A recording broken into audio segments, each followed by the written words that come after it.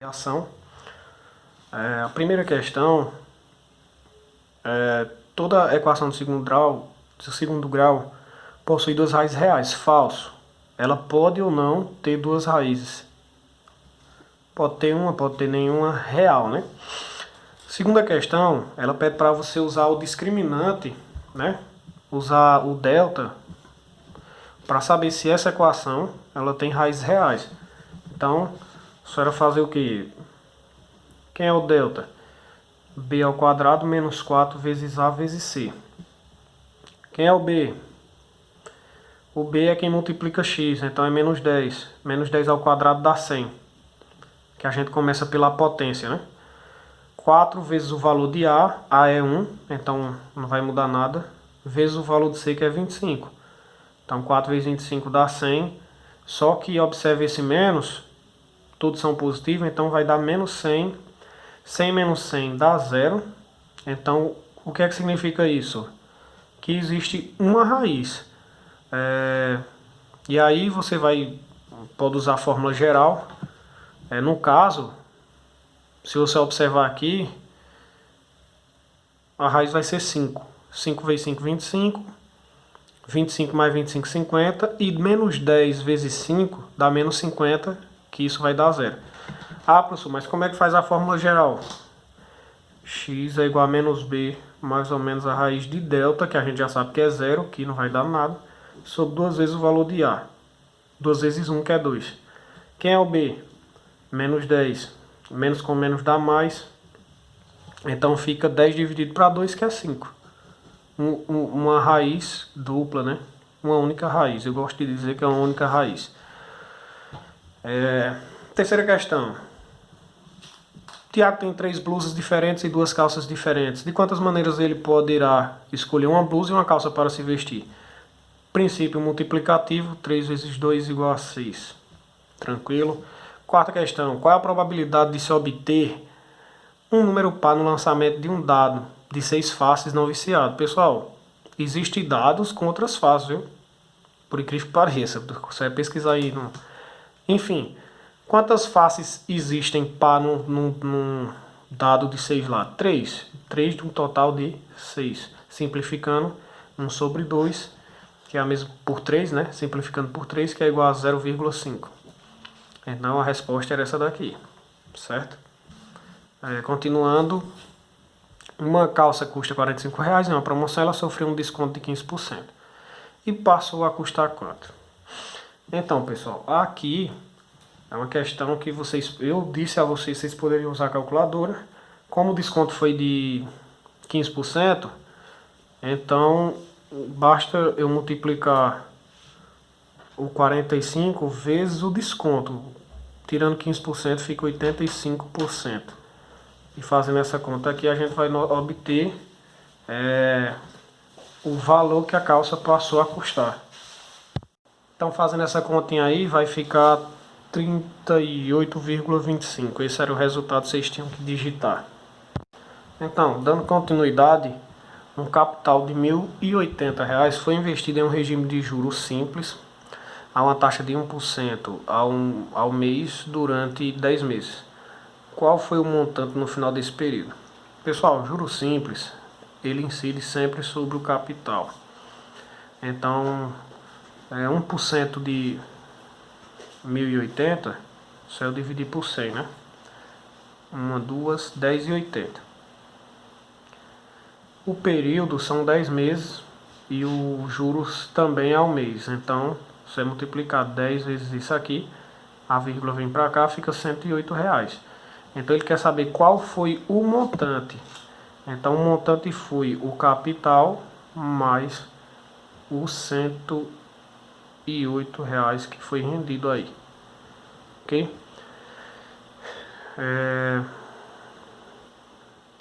Vai dar 1.188. Ok? Continuando, sétima questão. Todo número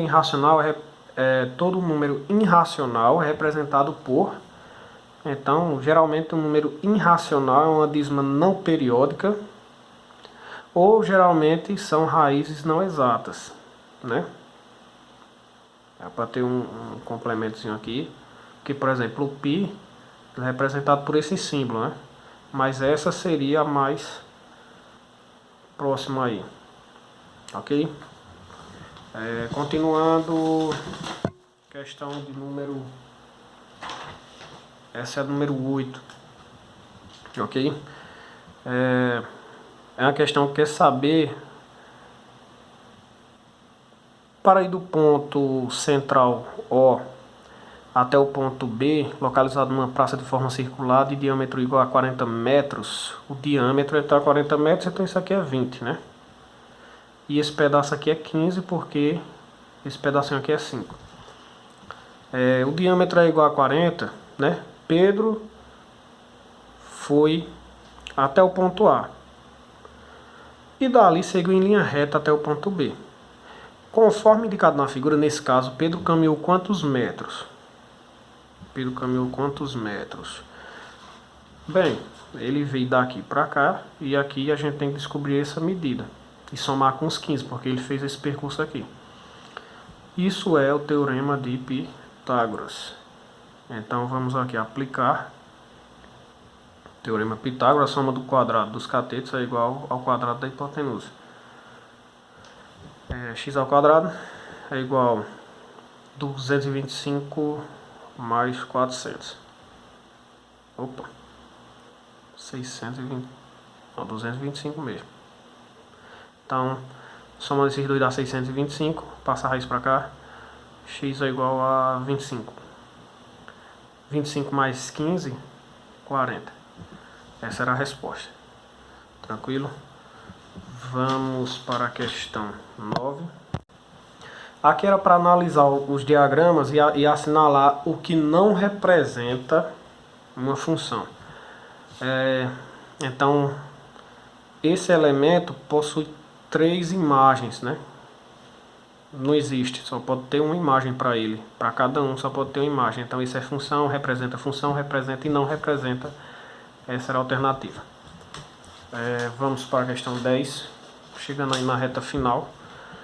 Quais são os resultados naturais da inequação a seguir? Essa questão ela tem um detalhezinho, porque quando você resolve essa inequação, 2x, vou passar esse daqui pro lado de cá, aí fica negativo, né? Do lado de cá dá desigualdade, vou passar o 18 pro outro lado, fica positivo. Então vai ficar assim, vai ficar menos 2x maior que menos 20, dividindo os dois lados por 2, menos x é maior do que menos 10. Mudando o sinal fica x menor do que 10. Só que a questão quer os naturais. Então os resultados naturais possíveis seriam esses. E não seriam x menor do que 10. Porque essa resposta seria se fossem os números reais, mas a gente está usando os naturais. Então a alternativa correta é essa. Tranquilo, vamos para a questão número 11. Questão número 11, essa questão aqui ela quer saber por onde é que esse gráfico ele intersecta qual desses pontos, certo? Então você poderia calcular x igual a 0, 4 vezes 0, 0, menos 8. Mas ficou muito distante, né? O menos 8 daria mais ou menos aqui embaixo aqui. Outra forma você substituir os valores dos pontos, né? E ver qual era qual que bateria o resultado. Por exemplo, se eu pegar o B, ele tem coordenada x igual a 3. Então 4 vezes 3 dá 12, menos 8 dá 4. E y é igual a 4. Então esse ponto faz parte dessa função, porque quando eu jogo 3, ela dá o y igual a 4. Beleza. Quando você vai pegar o ponto C, mesma coisa, ó, 2. 4 vezes 2, 8. 8 menos 8, 0. Então, esse ponto aqui pertence. Esses dois aqui, ele toca. Se eu pegar o ponto E, 4 vezes 1, 4. Menos 8, menos 4. Aqui é menos 3. Esse ponto já não pertence a esse gráfico dessa função. Ele é uma reta aqui, ó, que se eu pegar uma régua e colocar bem direitinho aqui, ó, vocês vão ver que ele não passa no ponto E. Tá ok? passa no ponto E. Tranquilo? Questão número 12. Uma representação gráfica de uma função afim dada por f de x igual a menos 2 mais 1 é... Se é uma função afim, o gráfico é uma reta. Isso não é.